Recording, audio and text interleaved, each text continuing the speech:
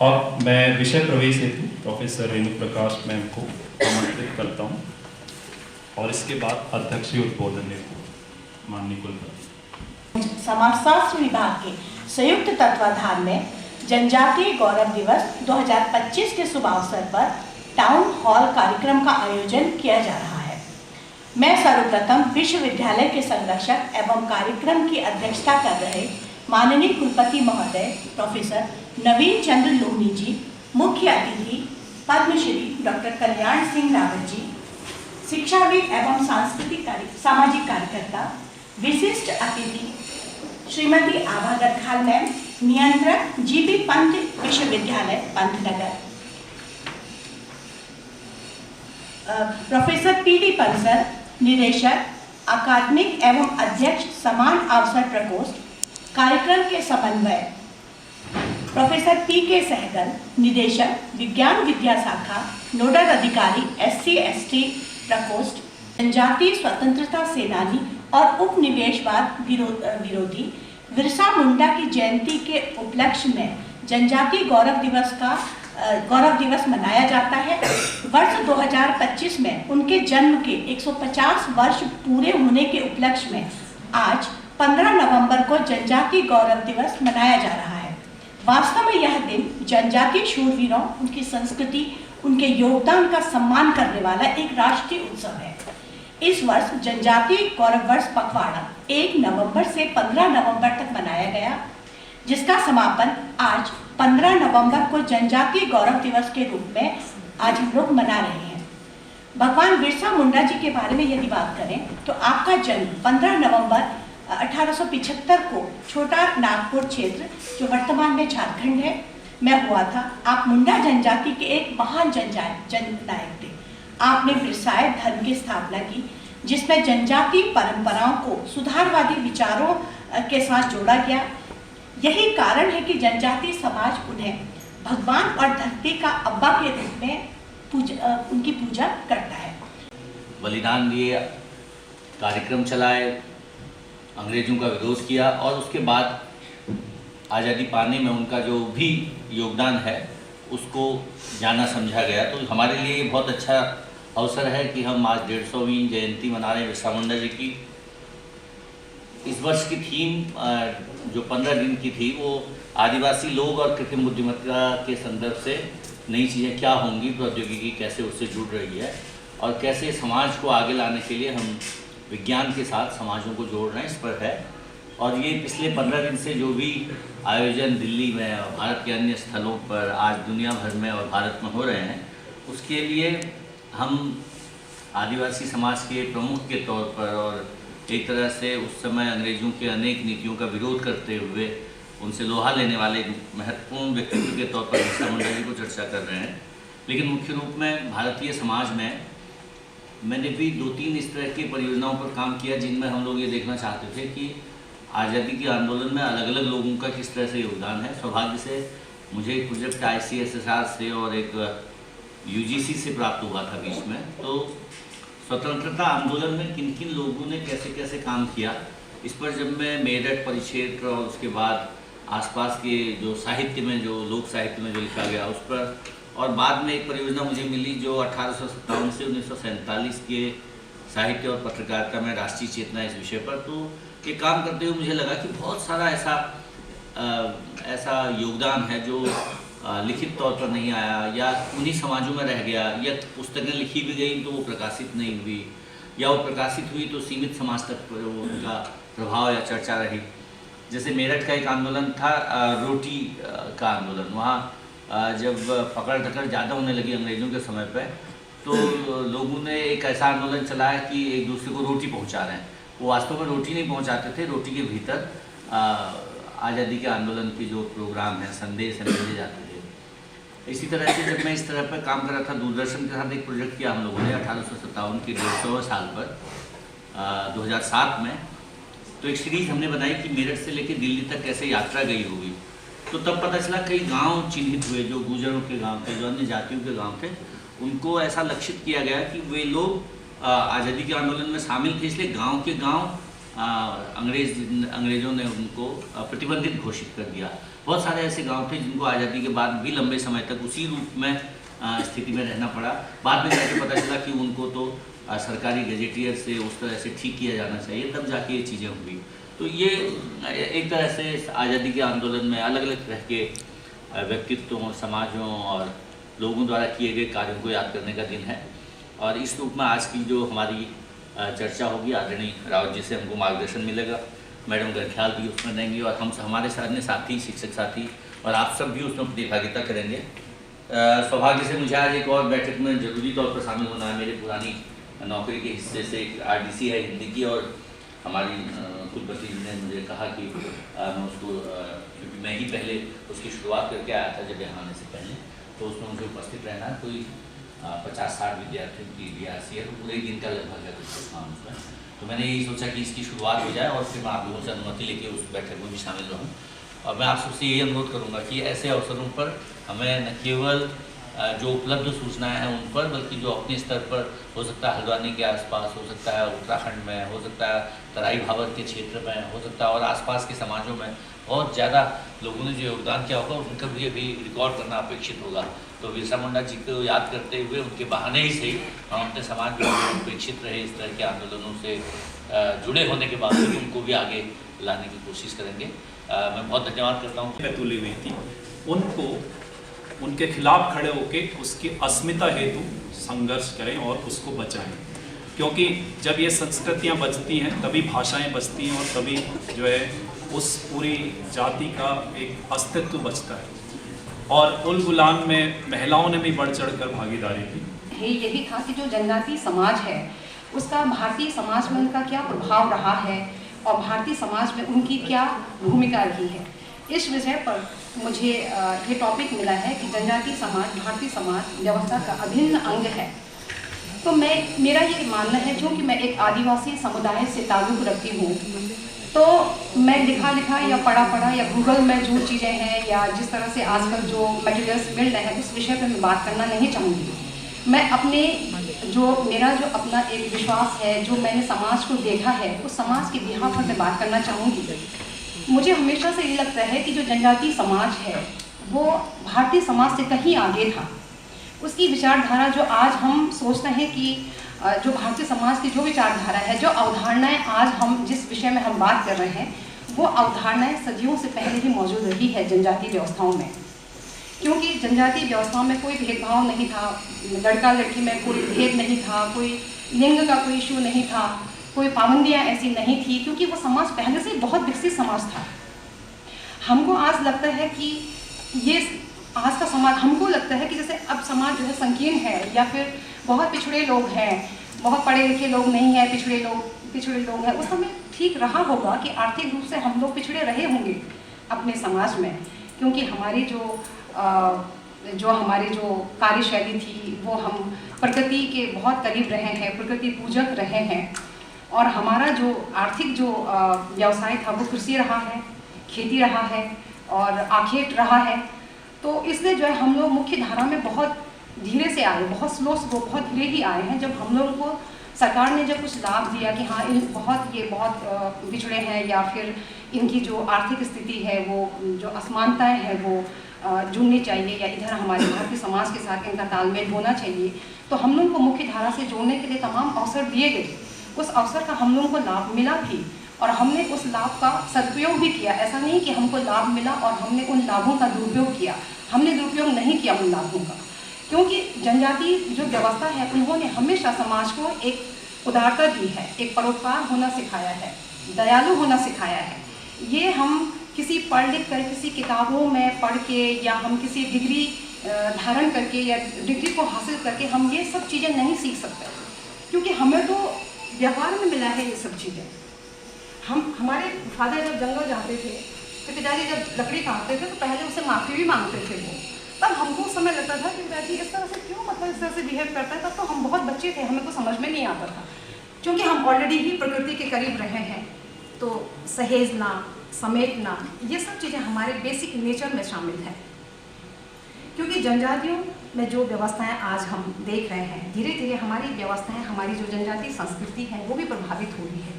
यहाँ की संस्कृति से प्रभावित हो रही है।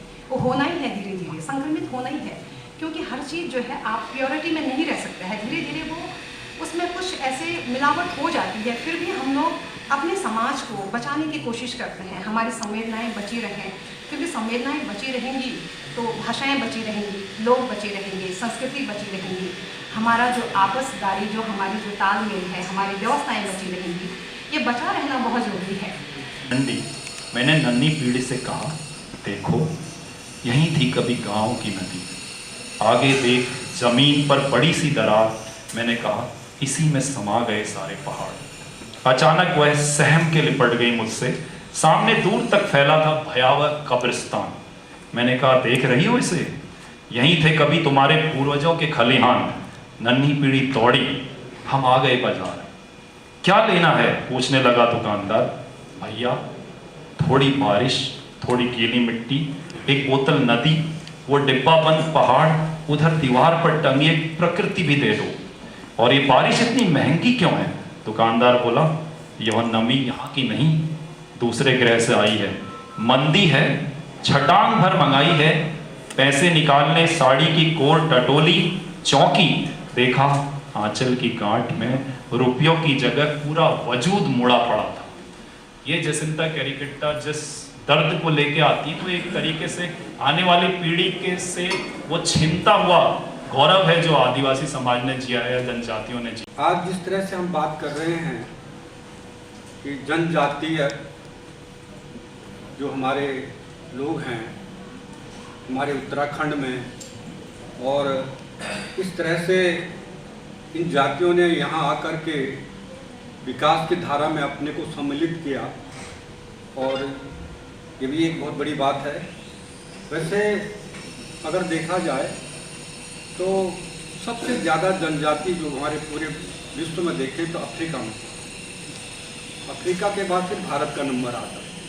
और भारत में लगभग 700 ऐसी हमारी जनजातियाँ हैं जो विभिन्न क्षेत्रों में रहती।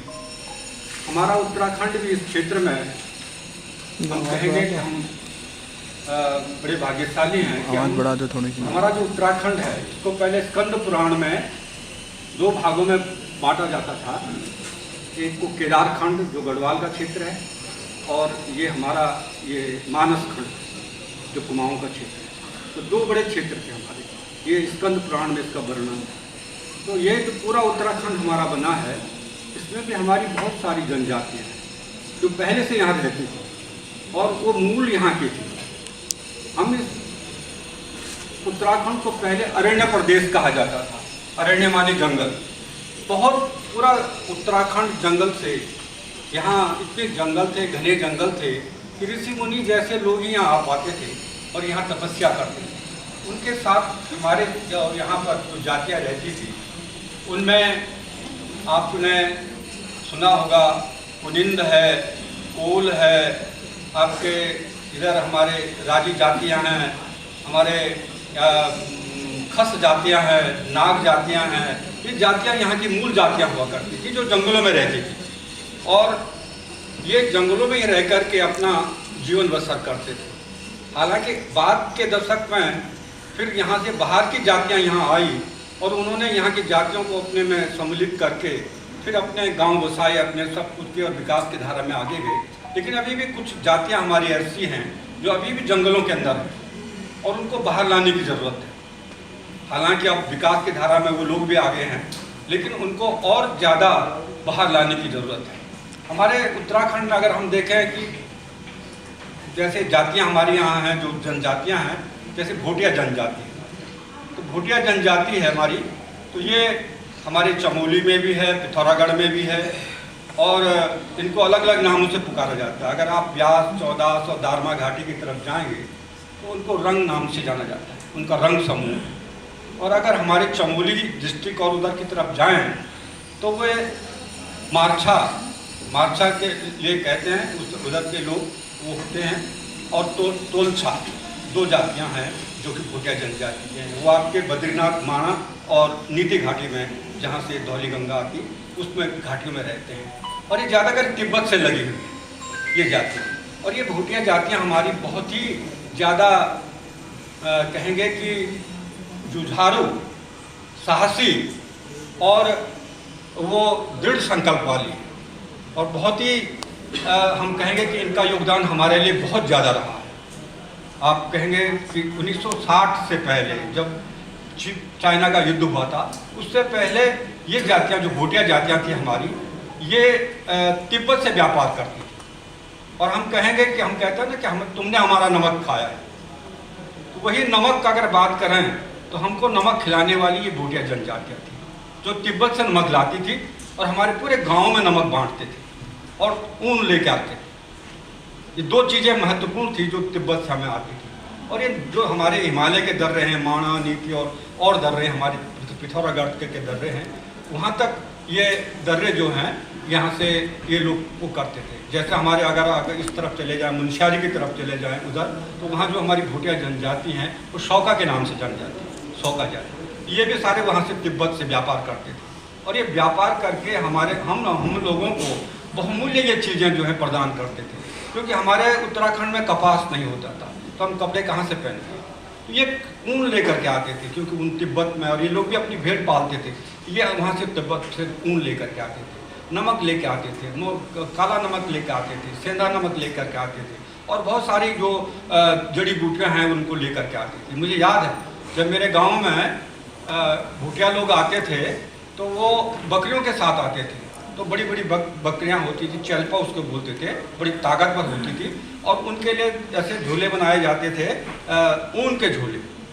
वो ऐसे झोले होते थे कि कितनी बर्फ़ पड़ जाए, कुछ हो जाए, उसके अंदर पानी जा नहीं सकता था। ये देखिए कितनी बड़ी टेक्नोलॉजी उनके पास थी। और चमड़े की रस्सियाँ होती थी जिनसे उनको बांध देते थे, और उसके अंदर नमक रख करके वो बकरियों में लाद करके आते थे।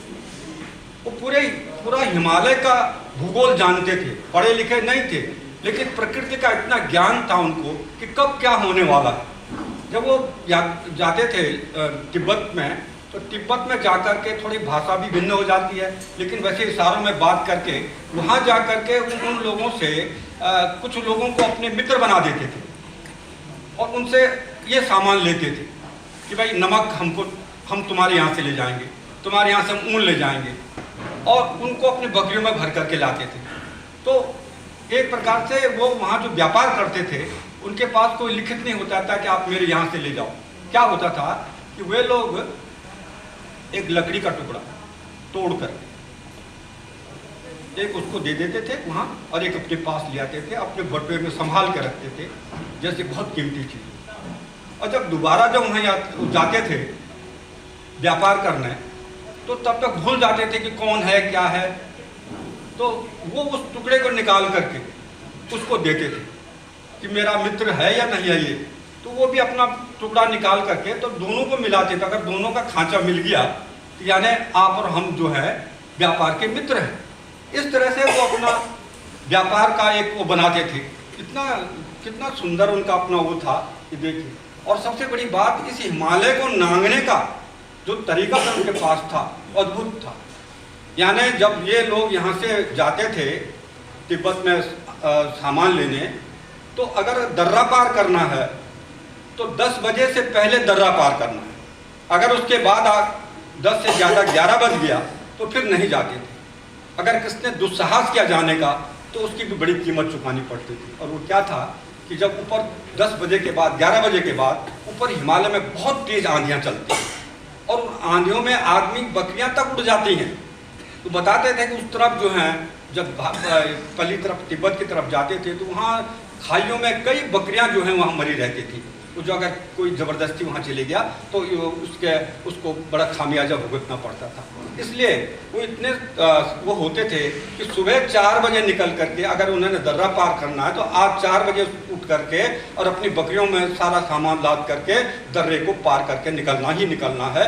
ये उनकी एक होती थी। तो इस तरह से वो जलवायु का, प्रकृति का, हिमालय के सारे उनके जो होते थे उनको समझते थे और इससे व्यापार करते थे। तो जब हमारे गाँवों में आते थे तो हमें नमक देते थे। व्यापार विनिमय से होता था, ऐसा नहीं कि कोई पैसा होता था, कुछ नहीं। हमारे गांव में आते थे तो हम उन लोगों को अपना मित्र बनाते थे। हम मित्र बोलते थे, मेरा मित्र आ गया तो हमारे घर में आकर के फिर हम लोग उनको खाना भी खिलाते थे। बकरियां आती थी, उनके लिए चारा भी व्यवस्था करते थे। फिर वो सामान जो लाते थे वो हमको देते थे। यानी कुछ कई परिवार, गांव के जितने परिवार थे उनके बांटे होते थे कि मेरा मित्र आएगा तो इतने परिवारों को देगा। उसी प्रकार से दूसरे लोग होते थे, उनका दूसरा मित्र आता था, वो इस तरह से सामान देता था। हमारे यहाँ से वो मोटा अनाज ले जाते थे, वहाँ से लाते थे, तिब्बत से नमक लाते थे, मोटा नमक लाते थे, क्योंकि हमें जानवरों को खिलाने के लिए भी चाहिए थे, अपने को खाने के लिए भी चाहिए था। और वहाँ से तिब्बत है, हींग है, इस तरह की कई चीज़ें लाते थे, बहुत बहुमूल्य चीज़ें, जड़ी बूटियाँ लेके आते थे, फर्ण लेके आते थे। और ये सब जो स्वाद की बात कर रहे हैं हम, बिना भोजन नमक के नहीं होता है। और ये जो दाल वगैरह में हम उसका छौंक मारते हैं, उसकी खुशबू, हिमालय की खुशबू हम तक पहुँचाते थे, ये हमारे भोटिया लोग होते थे। इस तरह से ये व्यापार चलता रहा। और ये बहुत हम लोग, हमारे दादा कहते थे कि अभी भी हमारा जो मंच है वो तिब्बत के नमक से भरा हुआ था। जब यहाँ से गाड़ियाँ आने लगी, यात्रा सुलभ हो गई, उसके बाद भी हमारे यहाँ नमक जो है तिब्बत का नमक होता था। तो ये व्यापार की हम जो मैं बात कर रहा हूँ, हमारी जो भूटिया जो जनजातियाँ हैं, इनका बड़ा वो रहा हमें। और यहाँ तक भी कि तिब्बत के लोग भी हमारे जब वो पहले यहाँ के लोग वहाँ नहीं जा पाते, तो तिब्बत के लोग वहाँ सामान लेकर के आधे रास्ता खा जाते थे। उनको हिमालय को चलने का और पार करने का बड़ा अनुभव था। और ये लोग जो हैं एक चौर गाय बोलते हैं, उसको पालते थे, क्योंकि वो हिमालय में चढ़ने का बहुत आदी होता है। उसकी जो खुर होते हैं वो बहुत आसानी से जो है हिमालय में बर्फ में चल लेते हैं। तो विशेषकर ये इस तरह की बकरियों को और इस तरह का काम करते थे। आपने सुना होगा कि हर 12 साल में एक हमारे उत्तराखंड में गढ़वाल में नोटी से एक नंदा देवी राजजात जाती है, आपने सुना होगा। तो नंदा देवी राजजात अब अगले साल होने वाली 2026 में। तो ये नंदा देवी राजजात हमारे देवाल ब्लॉक से होकर के, और जो एशिया का सबसे बड़ा बुग्याल है, वैदनी बुग्याल होते हुए, रूपकुंड होते हुए और आगे जाती है। वहाँ से त्रिशूल पहाड़ लग जाता है, उसके बीच में जो दर्रा है उसको पार करने का एक रास्ता है, वो लोग जानते हैं, हमारे भूटिया लोग जानते हैं। तो वहाँ पर रूपकुंड से पहले एक जगह है हुणुबांग, हुणिया कहते हैं, जो तिब्बती के लोग हैं उनको हुणिया कहा जाता है। तो वहाँ पर का नाम हुणुबांग है। तो मैंने कहा इसका हुणुबांग क्यों रखा? तो साहब पहले तिब्बत के लोग जो हैं अपनी बकरियों में सामान यहाँ तक लाते थे, और यहाँ के हमारे जो भूटिया लोग होते हैं यहाँ तक बकरियों को यहाँ तक लाते थे, और यहाँ पर इसका एक्सचेंज होता था। तो जो हुणुबांग में आप देखेंगे तो बड़े बड़े खड़े पत्थर आपको मिलेंगे वहाँ। तो इसलिए होते थे खड़े पत्थर कि बकरियों से जब हमें वो जो दो बैग होते थे उनको निकालना होता था, तो एक आड़ करने के लिए दूसरी तरफ थोड़ा सा उसके लिए तो पत्थर होना चाहिए, तब जा करके उसको पलटते थे। तो इस तरह से आज भी वो निशानी है कि ये व्यापार का एक जो केंद्र था हिमालय में, इस प्रकार के थे। तो ये हमारे, जो मैं भूटिया जनजाति की बात कर रहा हूँ, ये हमारे लिए वरदान थे। आज हमारे भूटिया बंधु ज़्यादातर हमारे पहाड़ के, हिमालय के जो भूटिया बंधु, वो मुख्य धारा में आए, अच्छे सर्विस पे निकले, बाहर आ गए, और लगभग अब गांव भी ऊपर के हमारे सीमांत गांव खाली होने लगे हैं। और इसका एक बहुत बड़ा ये हमें खामियाजा ये भुगतना पड़ेगा कि हमारी सीमा जो तिब्बत वहाँ चीन से लगती है, आपका माणा के बाद ऊपर वाला पूरा होती है, और वहाँ से तो वहाँ अब ये लोग सब अपने जानवरों को चराते थे, इनकी एक दबदबा बना रहता था। अब वहाँ जब जनसंख्या ही नहीं है तो वो क्षेत्र खाली है। अब वहाँ से हमारे दुश्मन के घुसने की आशंकाएं भी काफ़ी बढ़ गई हैं। तो ये हमारे प्रहरी भी थे, जो हिमालय के उसमें पूरे निगरानी करते थे, ये प्रहरी भी थे। तो ये हमारे भूटिया बंधुओं का बड़ा व्यापार रहा। जब ऊन आती थी तो वो बहुत बढ़िया कालीन, दरी और बड़े बड़े गलीचे बनाते थे, थुलमा बनाते थे, और वो हम लोगों को देते थे। तो वो हम अपनी आवश्यकताओं की पूर्ति करते थे, और इतने सुंदर गलीचे और वो बनने में महारत हासिल था इनका कि वो बहुत बड़ी कीमत पे बिकते थे। आपने सुना होगा हमारे कुमाऊँ में एक मेला लगता है, और जौल जेबी का पहला मेला है जो औद्योगिक मेला है। और इस औद्योगिक मेले में हमारे भूटिया लोग जो हैं, ऊपर से हमारे इधर के लोग सारे ये सारी चीज़ें उत्पाद लेकर बना करके लाते हैं, और इधर से नेपाल से घोड़े बिकने के लिए वहाँ आते थे। ये बहुत बड़ी मंडी थी। तो बाद में नेहरू जी से कहा गया कि हमारे जो चमोली के लोग हैं उनको इस प्रकार की मंडी नहीं मिल पा रही है, आप वहाँ भी कुछ इस प्रकार की व्यवस्था करें।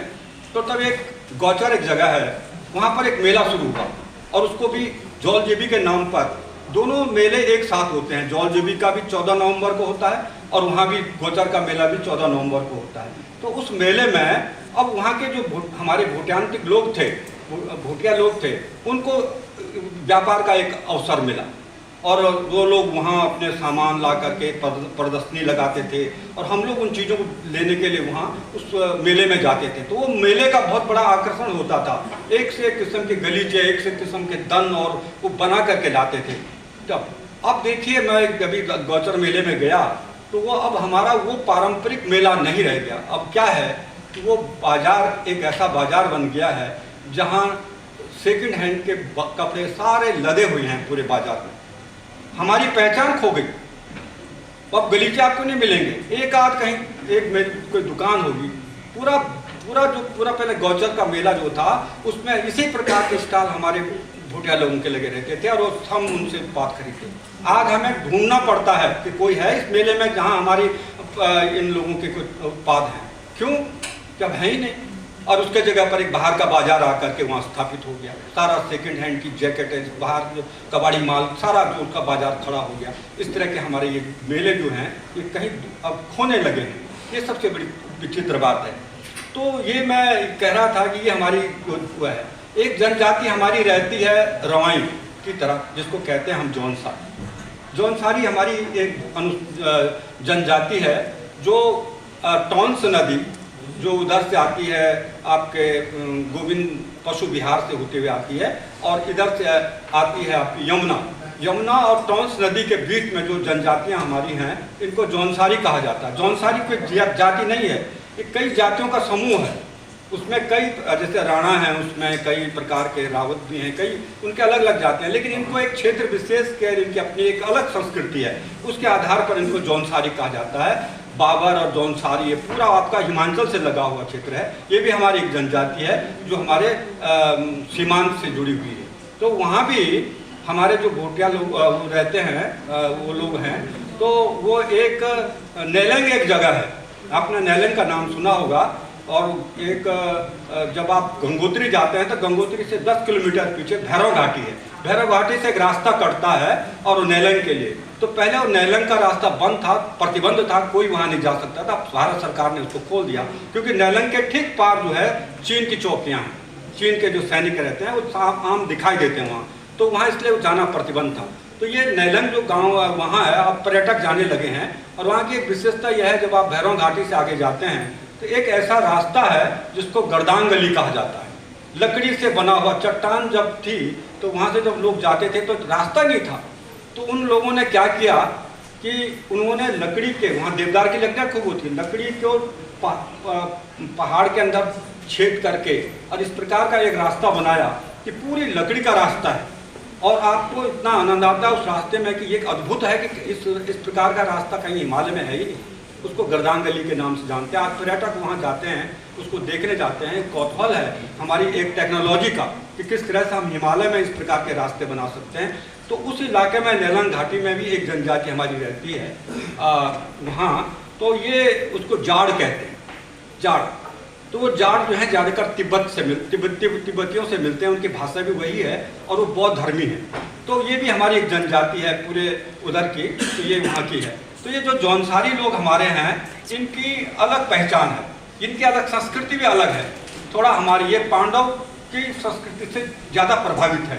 अगर आप वहाँ जाएंगे तो द्रौपदी के मंदिर मिलेंगे आपको वहाँ पर, आपको वहाँ महासू देवता का मंदिर मिलता है। तो ये जौनसारी इनका जो मुख्य देवता है वहाँ महासू देवता है। जैसे हमारे कुमाऊँ में हम न्याय का देवता मानते हैं, हमारे गोलू महाराज हैं, उसी प्रकार से उनका एक देवता है जिसको वो महासू देवता माना जाता है। और वो बहुत मतलब ये है कि अब लोग कहते हैं कि अगर किसी की चोरी हो गई और आप महासू देवता के पास चले गए तो उस चोर को किसी न किसी हालत पर वापस आना पड़ेगा, सामान देना पड़ेगा।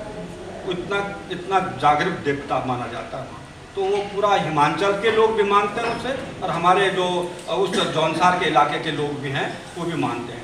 तो थोड़ा हम लोगों की जो थोड़ा खान पान और इस प्रकार के जो हमारे मेले हैं इनसे थोड़ा भिन्न उनका मेला है, लेकिन आज भी उन लोगों ने अपनी संस्कृति को नहीं छोड़ा है। आप देखिए, अगर जौनसार की संस्कृति देखेंगे, उनका पहनावा देखेंगे और उनका वो देखेंगे तो बड़े बड़े अधिकारी बन गए हैं, लेकिन वो फिर भी अपने घर में आते हैं, उनके गांव खाली नहीं है। वो दिल्ली में भी रहेंगे क्योंकि उनके घर का गांव जो है खाली नहीं है। ऐसी संस्कृति का अगर मैं बात करूँ, हमारे ये व्यास चौदास और यहाँ की आप संस्कृति देखें, ये भी हमारी एक बहुत उन्नत संस्कृति है। यहाँ की जो पहनावा है, यहाँ की जो हमारी संस्कृति है, ये भी बहुत ऊंची संस्कृति है और आज भी जिंदा उन लोगों ने रखी है। जब मेला होता है, कंडाली का मेला यहाँ होता है, जब वो मेला होता है तो अपनी सारी पोशाक लेकर के वो जब आते हैं तो ये लगता है कि वास्तव में हिमालय खड़ा है, हिमालय की एक महान संस्कृति खड़ी है। ये हमारी एक गर्व की बात है कि हमारे इन जनजातियों ने अपनी संस्कृति को बचा के रखा है और उसके लिए काम किया है। हमारे उसमें आज अभी अगर हम देखें तो हमारे उत्तराखंड में जनजातियों में लगभग 2,29,000 के करीब हमारी जनसंख्या है पूरी जनजातियों की। और विशेष पर हमारे अगर आप उधम सिंह नगर और देहरादून में सबसे ज़्यादा जनजातियां हमारी हैं। और देहरादून में अगर हम कहें तो सहसपुर में और डोईवाला में जनजातियां हैं और वहाँ भी हमारी बोक्सा जनजाति है। और आपके नैनीताल के इधर इलाके में खटीमा और इधर आप देखेंगे तो हमारे जो हैं बोक्सा जनजाति भी है। और इधर एक बनरौत हम अगर कहते हैं बनरौत, तो अगर आप डीडी हाट की तरफ चले जाएं, डीडी हाट के पार चले जाएं तो वहाँ अभी भी वो लोग जो हैं जंगलों के अंदर रहते हैं, लेकिन अब वो काफ़ी ज़्यादातर अब घुलने मिलने लगे हैं और हमारी मुख्य धारा में आ गए हैं। तो यही हमारा एक मुख्य उत्सव मनाने का यही वो है कि हम इस उत्सव के द्वारा जो है हम इन लोगों को जो है जोड़ना चाहते हैं, इनको मुख्य धारा में ला करके इनके विकास की बात करना चाहते हैं। ये हमारे उत्सव का एक सबसे बड़ा मुद्दा होना चाहिए। हमारे खटीमा में, हमारे यहाँ पर नैनीताल और उधम सिंह नगर में थारू जाति है और ये थारू जाति के लोग जो हैं ये महाराणा प्रताप के वंशज माने जाते हैं। ये महाराणा प्रताप के वंशज हैं और उनके अनुयायी हैं और इनके अपनी एक अलग पहचान भी है और ये बड़े सिद्ध हस्त भी हैं। अगर आप देखें तो कताई बुनाई में, चटाई बनाने में, इसमें इनके मुकाबला कोई कर नहीं सकता है। ये इनकी जो कला है, इनकी जो हस्तकला है, वो बहुत हमारे लिए गौरव की बात है। और जितने भी हमारे थारू जनजातियाँ हैं खटीमा से लेकर उधम सिंह नगर तक ये फैले हैं और ये भी उत्सव प्रेमी हैं। और जैसे हम लोग होली मनाते हैं तो इनका होली का त्यौहार सबसे लंबा था, 1 महीने 9 दिन तक ये होली का त्यौहार मनाते हैं। अपना एक बहुत अच्छा अपना वो होता है, इनका उत्सव होता है। तो ये जनजातियाँ हमारे उत्तराखंड की हैं, इन जनजातियों को आगे लाने का प्रयास किया जा रहा है और इनमें से आज बहुत सारे लोग हमारे मुख्य धारा में चल करके बड़े बड़े पदों पर पहुंच गए हैं, लेकिन अभी भी उन लोगों को आगे आने की ज़रूरत है। अभी एक सेमिनार हुआ था देहरादून में, 7 राज्यों के जनजाति हमारे जो नवयुवक हैं उनको बुला करके हमारे संस्कृति विभाग और युवा कल्याण विभाग ने अभी कार्यक्रम किया था, तो उसमें भी उन्होंने मुझे बुलाया था।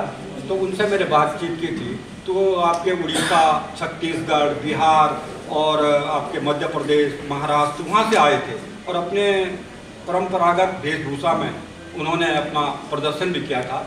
तो अभी उन वहाँ कुछ समस्याएं हैं, जैसे आप अरुणाचल में चले जाएं, आपका मिजोरम है और कई जगह हैं कि हमारे जो इन जनजातियों के जो नवयुवक हैं ये कुछ दूसरी धारा में बह रहे हैं और उस धारा को रोका जाना चाहिए।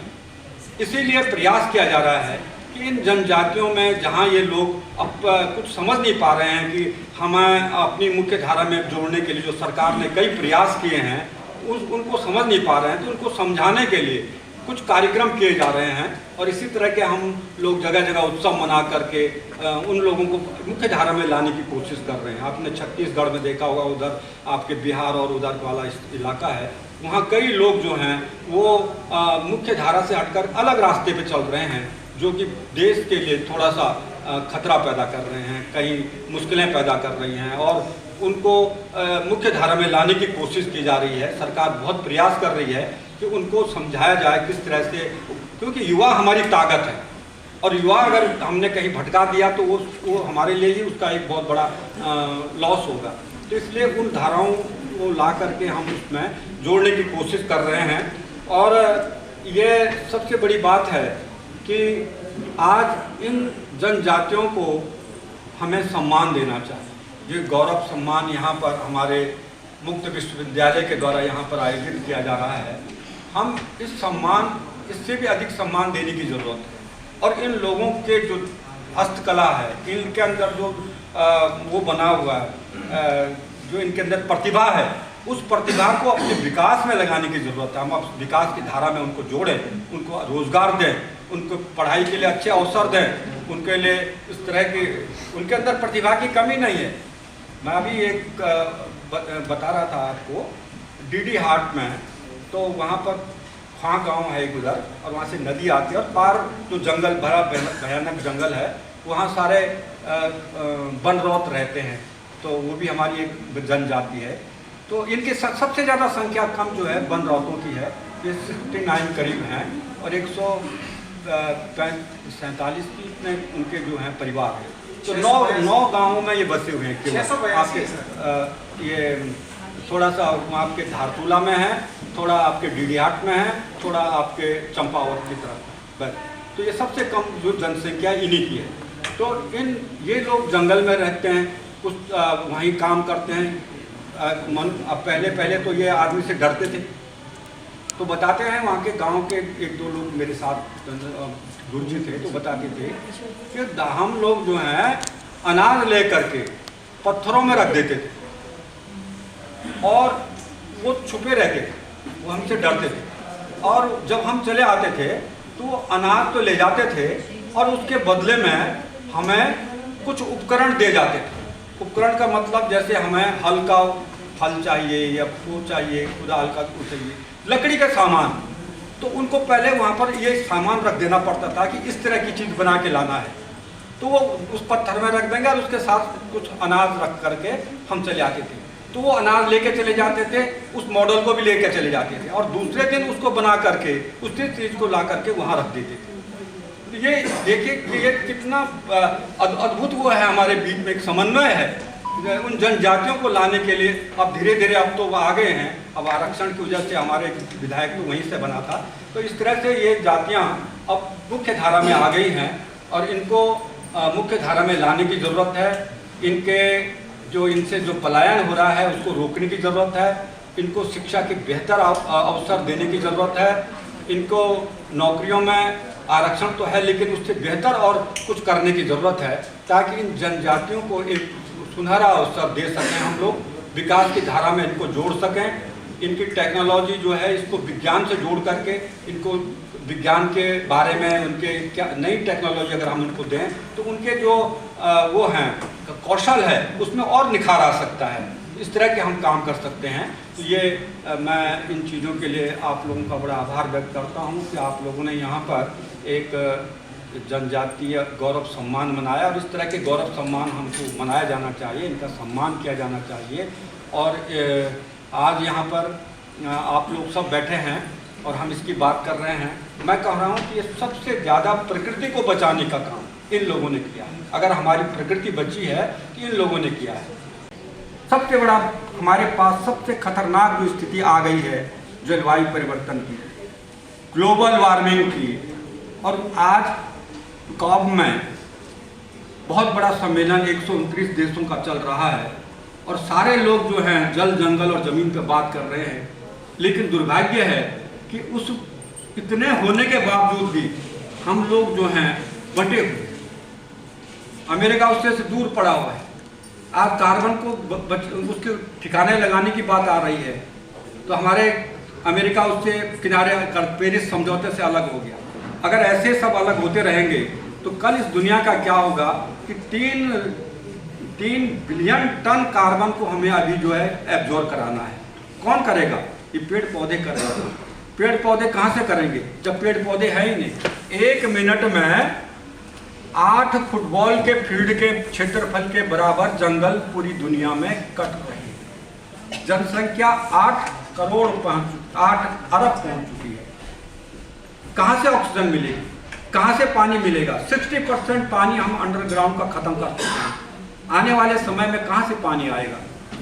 इतना कार्बन भर गया है कि पूरा हिमालय जो है वो करा रहा है। आपको भी मैं बता दूं, 624 ग्लेशियर झीलें बन चुकी हैं पूरे हिमालय में। वाडिया इंस्टीट्यूट की ये रिपोर्ट है। 426 झीलें, और इनमें कुछ झीलें ऐसी हैं जिनमें लगातार पानी बढ़ता जा रहा है। तो कारण क्या है? कारण यह है ग्लोबल वार्मिंग से लगातार जो है वो हिमालय की जो बर्फ है वो लगातार तेजी से पिघल रहा है। आजकल अगर आप हिमालय देखेंगे आपको ताज्जुब होगा कि हिमालय में बर्फ है ही नहीं, पूरा काला पहाड़ दिखाई दे रहा है। वो बर्फ कहाँ है? सब पिघल करके झीलों में तब्दील हो गई है। ये 426 जो झीलें बनी हैं, एक झील को हम सह नहीं पाए। 2013 में केदारनाथ का जब झील टूटा था 5000 लोग मरे थे, कितनी तबाही हुई थी। और आज 426 झीलें बनी हैं और जो लगातार बढ़ रही हैं। और यही हिमालय का जो पूरा क्षेत्र है ये भूकंपीय टाइप 5 में आता है। टाइप 5 का मतलब होता है जहाँ 7 और 8 के बीच का भूकंप कभी भी आ सकता है। आप यकीन कीजिए कि अगर कभी ये भूकंप आ गया माना, तो तब इन झीलों का क्या होगा? जो अस्थायी झीलें हैं, अनाम झीलें हैं, ये क्या होगा? सब टूटेंगी, छिलकेंगी। उसका पानी कहाँ जाएगा? कितनी बड़ी तबाही आएगी। ये इसको हमें समझना होगा। और ये सब क्यों हो रहा है? ये सब ग्लोबल वार्मिंग और लोकल वार्मिंग। और लोकल वार्मिंग क्या है? पूरा उत्तराखंड चीड़ के जंगलों से भर पड़ा। पूरा उत्तराखंड चीड़ के जंगल से भर गया। 27% हमारे पास चीड़ है। चीड़ तो हमारा था ही नहीं, हमारा तो बांझ था। आज अमेरिका का, इंग्लैंड का, फ्रांस का तो बांझ जो है राष्ट्रीय पेड़ है। और ये बांझ हमारे उत्तराखंड का हरा सोना कहलाता था। सारे बांझ के जंगल जहाँ होगा पानी होगा, बांझ के जंगल जहाँ होगा ऑक्सीजन होगा। बांझ के जंगल सबसे ज़्यादा कार्बन को एब्जॉर्ब करते हैं, स्टॉक करते हैं। तो बांझ के जंगल तो ख़त्म कर दिए। जब अंग्रेज आए उन्होंने सारे बांझ के जंगलों का कोयला बनाया। और जब जंगल खाली हुए वहाँ चीड़ आकर के बैठ पड़ा और चीड़ बढ़ने लगा। अंग्रेज तो चाहते थे कि अंग्रेज चीड़ बढ़े, हम लीसा बनाएंगे, लीसा बेचेंगे, टिम्बर में हमको मिलेगा। उन्होंने खूब पैसा कमाया और चले गए। और यहाँ जो छोड़ गए पूरा चीड़, और धीरे धीरे चीड़ फैलते हुए सारे बांझ के जंगल चीड़ खा चुका है। अरे आग लगती है किसके कारण? चीड़ के कारण। और जब चीड़ पे आग लगती है तो सारे जंगल, तुम्हारे उत्तराखंड के सारे जंगल एक साथ जब जलते हैं, कितना धुआं निकलता है, कितनी ऊर्जा निकलती है। सामने हिमालय खड़ा है, ये कार्बन कहाँ जाएगा? हिमालय पर जाएगा। तो ग्लोबल वार्मिंग और लोकल वार्मिंग दोनों की मार हिमालय झेल रहा है। कैसे कल ये ग्लेशियर बचे रहेंगे? पिंडारी ग्लेशियर 3725 मीटर पीछे पहुंच चुका है। उसी प्रकार से गंगोत्री ग्लेशियर भी कई मील पीछे पहुंच चुका है। 25 किलोमीटर केवल गंगोत्री जो ग्लेशियर है वो खिसकते खिसकते आज 4 किलोमीटर भी नहीं बच गया। तो कल गंगा कहाँ से आएगी? ये यमुना कहाँ से आएगी? इसलिए ज़रूरत है कि हम इन चीज़ों को भी समझें। मैं इस बात को इसलिए कह रहा हूँ कि हमें करना क्या है, हम कम से कम इन जंगलों को बचाएं, पेड़ लगाएं। और मैं कहता हूँ ऐसे पेड़ मत लगाइए जो हमने पेड़ को देखना ही नहीं है, बंद कर दीजिए। आज करोड़ों पेड़ लग रहे हैं। जब से 25 साल हो गए हमें, हर साल करोड़ों करोड़ों पेड़ लगे। और अभी वाडिया क्या कहते हैं, FRI की रिपोर्ट कह रही है कि 23 वर्ग किलोमीटर जो है जंगल कम हो गए। तो ये हर साल जो करोड़ों पेड़ लग रहे हैं ये कहाँ है? फिर कहाँ गए? इसका मतलब हमने इस धरती से छल किया है, धोखा किया है। तो इस तरह से अगर हम खाली आंकड़ों को आंकड़ाबाजी करते रहेंगे तो हमारे न तो जंगल बचेंगे, न आने वाले समय पर हमारे पास न पानी रहेगा और न हम कहीं हमारे लिए सुकून मिल पाएगा। जंगल जा रखी माँ तो आधे रास्ते में उसका बोझ लेने चली आती है। खेत से लेकर, खलियान से लेकर चूल्हे तक बेटी माँ का साथ देती है। और एक दिन जब बेटी बड़ी होती है, उसकी शादी का वक्त आता है, तो उस दिन बेटी जा रही है, एक नई दुनिया बसाने जा रही है, तो खुशी तो होती है, लेकिन माँ को दुख किस लिए होता है? अब मेरे साथ काम कौन करेगा, मेरा हाथ कौन बटाएगा? ये माँ का प्यार और दर्द को मैंने एक पेड़ से जोड़ा कि जब बेटी विदा होगी अपने दूल्हे के साथ तो एक पेड़ लगा करके जाएगी। जब वो चले जाएगी तो पेड़ को अगर कोई नहीं बचाएगा, जब माँ अपने लगाएगी बेटी का पेड़ का कभी सूखने देगी? कदापि नहीं। उसको डर है कल मेरी बेटी कभी लौट के आएगी तो सबसे पहले अपना झोला बाग में रखेगी, पहले पूछेगी माँ मेरा पेड़ कितना बड़ा है। उसके तब तक बच्चे भी हो चुके होंगे। जब वो बच्चे लौट के आएंगे, उसके पेड़ पे फल लगे होंगे, तो जब वो बच्चे उन फलों को खाएंगे, उनके अंदर भी एक भाव पैदा होगा कि जब हमारी शादी होगी हम भी एक पेड़ लगाएंगे। एक संस्कृति है, प्रकृति को बचाने की एक संस्कृति हमारी है। एक एक पेड़ लगेगा। मेरे गांव में एक साल में 10 शादियां होंगी, 10 पेड़ लगेंगे। 10 साल में कितने पेड़ लग जाएंगे, गांव हरा भरा बन जाएगा। एक दिन पानी के स्रोत नहीं सूखेंगे, शुद्ध हवा लोगों को मिलेंगे, चारा पत्ती मिलेगा, फल मिलेंगे। एक एक बेटी का लगाया गया पेड़ उस गांव को हरा भरा बना देता है।